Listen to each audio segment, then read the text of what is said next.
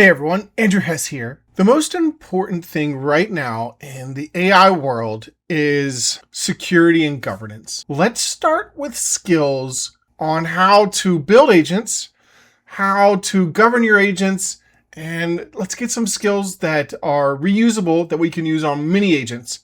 So the first thing we need to do is we need a skill to help us build skills. Let's start there.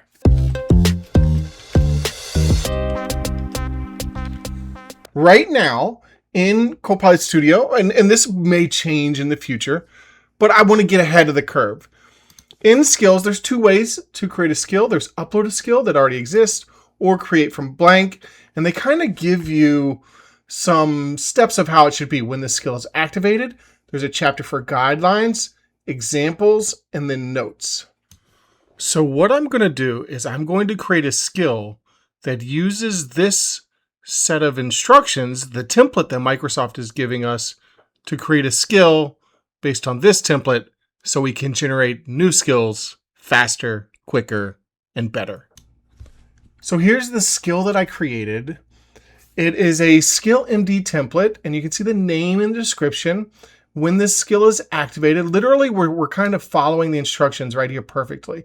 The guidelines, the examples, and then in the example is these exact instructions, right? So except for I added name and description, write one sentence describing when to use the skill, write one sentence on what this skill does. So we'll have 2 sentences for every description. When the skill is activated, guidelines, examples, and then notes. And then we have a second notes down here because that's after our example. So it's a little confusing, but if you take a look at it a little closer, it makes sense. So I have a skill.md file. I'm now going to upload this to my agent to create skills. So let me go ahead and do that. Okay, so that is my first skill that I think is very important for everyone. Microsoft may release a way to generate that in the future, but for now, I created my own. That's what I wanted to do, was create a skill that creates skills. Okay, we could create an agent that does skills, but I feel like this is a reusable set of instructions that I could pass to my team and everybody could use this. Now that I have a skill to create skills, the first thing I want to do is let's create an agent that helps me create skills. You create skills based on the user's request. Let's say not just skills, skills.md files based on the user's request. That's how simple I'm going to make this right now. I'm not going to get any more detailed, but that's pretty much it because we have our skill already in here. Now, for my second skill, I was thinking about this. What is most important for any AI right now? Security and governance. So I wanted to create some skills that were based on security and governance. So for my second skill, and I'm using my skill to create skills, let's create an unused tool skill detector. First, it lists the tools and skills in this agent. Then it flags unused skills that were ignored or not used.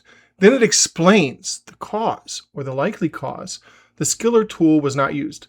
Finally, with a comma, it gives suggestions or practical fixes if a skill should have been used. And so now I'm going to use my agent that uses my skill to create a skill, and we're going to watch it load my skill up, and we are going to have it create a skill.md file for us. All right, so we can see that it is creating a skill.md file for us. Now we're just letting it do its magic. List, audit, flag, explain, and fix. It created a skill.md file for us. Let's check out this skill.md file.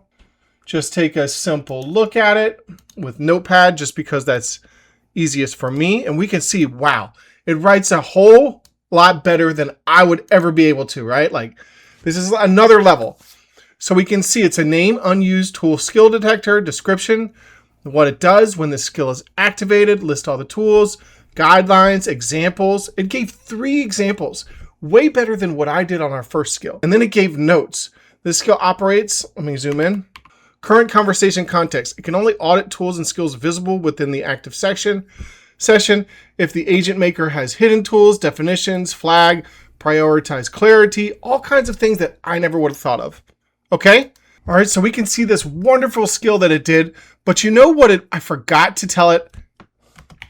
I forgot to tell it what kind of document I want this as. Do I want this as a text document, Excel, PowerPoint? You know, how do I want this? For me, because I'm biased, print this out in a downloadable .html file, right? Because this is what I like to do. Let me tell you about some of my own assumptions, right? So if you think about these LLM models, how were they trained? What is easily accessed and free? Sort of free, right? And to me, that's the internet. That's these web pages. So these LLM models, I believe, were first trained on HTML pages. So what do LLM models, AI agents, right now, at the start of the AI revolution, whatever you want to call it, what do they do very well? They print HTML amazingly because that's what they were trained on initially. This is an assumption. I don't have any proof of this. I don't work for Anthropic. I don't work for OpenAI or XAI or these other LLM model companies. But that is my assumption. They were trained on HTML first. So I ask AI to print things in HTML. So let's upload this skill. All right. So now we have two skills, right? So we have a create a skill for us and do unused skills. Okay, so now let's start another new chat. Next, our next skill. Let's keep building on this. The next issue that a lot of people or a lot of customers that I've worked with that have run into issues with Copilot Studio that don't realize it, it's called ambiguous tools, or even back then in classic Copilot Studio, it would be topics, ambiguous topics. And what this means is when two topics, or in classic, two child agents, or a child agent and a topic that have almost the same trigger, right? And so each of them are like when the user asks to write the dataverse, they tell a child agent to do that. And they also tell a topic to do that. And what happens is the agent gets confused because it's unambiguous on which one to call. So it gets confused on, should it call the child agent? Should it call the tool? This can easily still happen with skills. This can easily still happen with skills or your tools in Copilot Studio, the new experience. So now let's create a skill for ambiguous tool, I gotta be able to spell first though. Ambiguous tool description reviewer. Flag skill descriptions or tools that make orchestration fail or confused. Then run our new tool also. So we're kind of I'm building on top of things. So there should be two things that get printed out. There should be a skill.md file and a new HTML file, right? So first it's running our skill to create a skill. And then once it does that, it should then run our HTML file that then marks unused tools and skills. Kind of neat. We'll see how it works on the first time I try it. I'm pretty excited. We're going to keep building on. So each of these skills is kind of building on top of each other. And to do this, I'm like preparing to build Copilot Studio agents before we start building, right? I'm building this skill library that I want to have. It's pretty fun. So yeah, look, now it's auditing the conversation for unused tools and skills, then create a downloadable HTML report. What's really neat is how it's almost like what I was doing with reverse engineer prompting. I was using AI to help me write AI to figure out the right way that AI wants me to write. Now what I'm doing is reverse agent engineering. I'm using agents to help me write agents the way agents want skills, tools, and their data. All right, so we have two things that popped out. We have our ambiguous tool description and unused tool audit report. All right, so we'll download that and we'll download that. First, I'll open the HTML report. Just kind of want to take a look. Invoke the items, report intent, skill, bash, create. So, wow, look at all these unused. Oh, these were the out-of-the-box ones. So I want you to pay attention to this, right? And this is important. Now, I may update our skill, but I want you to notice some things, right? It found 12 that were never invoked. Interesting. 1 that was partially used and 4 fully used. So you can see the 4 that were fully used, bash and create and skill and report, and then our default one. Now, it says there were 5 skills that were never invoked. What does this tell us? That means there are 5 out-of-the-box skills right now on a week into the new Copilot experience.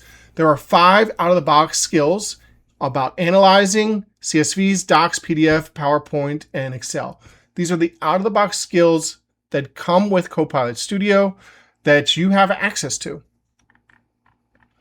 Now look at the new tools that were not called. So these are also out-of-the-box tools. Write bash, read bash, stop bash, lips bash, view, edit, grep, and glob.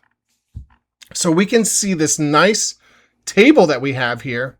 This is based on your requirements, how you want the report to come out. I like the way it responded. What's neat is it taught me some things, and we have this nice report. I love it. Okay, now let's go to our new skill. We created another new skill.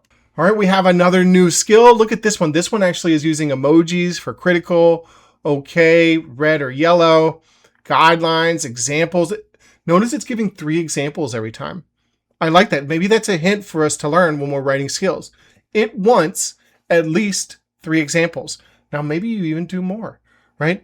So just because the way we're doing this today doesn't mean it's not going to improve in the future, or maybe your business requirements want more.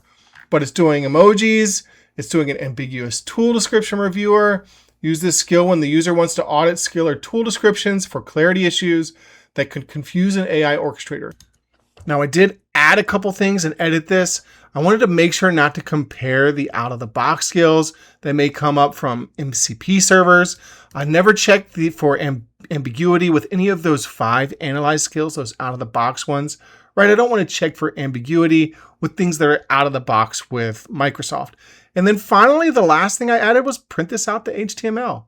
I kept forgetting to do that, but now it's in my step. So I wanted to create a very, very simple agent to test out our 2 skills. The create skill.md file was for creating skills, but I wanted to create a simple one. So I uploaded a knowledge, just a simple company laptop travel restriction policy with our 2 skills for unused tool detector and ambiguous tool descriptions.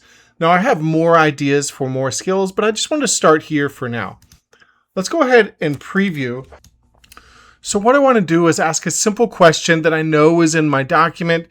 Can I travel without using MFA on a corporate laptop out of the country? Use my 2 custom governance skills at the end. So let's go ahead and run that. And while that's running, we'll take a look at the travel policy document.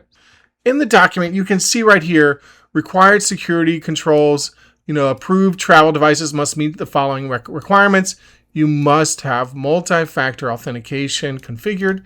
Now, I did not write the word MFA anywhere. So if we search for MFA, right, it actually finds no matches. But we do say multi-factor authentication. So it's kind of nice how the AI is finding those synonyms for us. And we can see things like, the IT security team is here at 555. The IT help desk is here. So the security team ends in 7710. I feel like that's the one that will show up. Let's see how it's responding. So we can see that it has been responding. It already responded. No, MFA is required for international and all travel, actually. MFA must be configured. You cannot travel internationally with a corporate laptop without MFA. Questions, it does give the 77 phone number.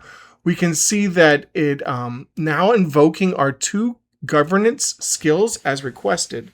So it gave a citation of the docx, and now it's loading our skills, which is really neat. I can't wait for it to then produce the HTML report. And so I feel like as things keep getting better, you may be able to make better skills. You may be able to use memory, right? So on this agent, we actually have memory on to remember interactions, workflows, and context for improved results. We'll get more information about that in another video, but this has a lot of potential where your agent can actually start learning from you. All right, so we're waiting for it did one of the skills, you can see, and now it's working on the second skill. So the first was Ambiguous tool, and now we're doing the Unused tool. So let's just give it a little bit more, and we will have both of those HTMLs to compare. And just to remind you, while you're running these agents, you can actually view the end user, what the end user would see. So the end user would actually see all of this here with the emojis. They would get the table. You cannot travel. They would get all that information. And now it's kind of, this down here, I believe would be reusable skills. So the user would probably not see this. We would probably remove these skills when we publish the agent. So we can see it is printing out all that information. It did print out 2 HTML pages, just like I requested. Let's start with the first one here. So the skill description audit report, we can see that I did have 3 warnings. So let's see, it used my ambiguous skill, it used my other skill, and knowledge search. So that was the user configured tool. Look at how it points that out. So the ambiguous tool was kind of a vague trigger. Also another vague trigger overlapped with each other. These two actually overlapped with each other, which makes sense actually because both of them are used for governance. Now for the knowledge search, it kind of said it's overly broad imperative trigger, missing negative scope boundary. I think that's very important. You know, we didn't tell it when not to use the knowledge search. We didn't say, hey, if you're looking up, you know, how to do something in HR, don't use this agent, right? So this was very useful. I like how it gave us 3 warnings and gave us all these skills. And I kind of edited it so it doesn't show all the skills that are out of the box, only the ones that were invoked. And we had 3 warnings. So let's look at the next one. So the unused skills. The unused skills, once again, I like how this reads. I like how it lists out all the skills. Do you know why I like this? Because if Microsoft makes a change and then they say, oh, there's a new skill out here that's analyzing MD files, or there's a new skill out here that's analyzing Copilot Studio agents, I can then see that there's a new skill that's been added. So I like that. So we can see all the skills that were used. We can kind of see there were 16 in total, 8 unused, all this information. This is a wonderful skill that I think I'm going to start using when I go into production with other people when they're trying to work on their agents. All right, so I think this is where I'm going to leave you today. I will be uploading these skills into GitHub if you want to. My suggestion is don't trust these as production ready. Take them, edit them, use them for your requirements at your place of business. Maybe the first skill is like perfection. I do agree that the skill to create skills is based directly off a template. Maybe there's something more you want to add, a new section or a chapter. But I'll go ahead and upload those to GitHub. Thank you all for watching. My name is Andrew Hess. I'll see you next time.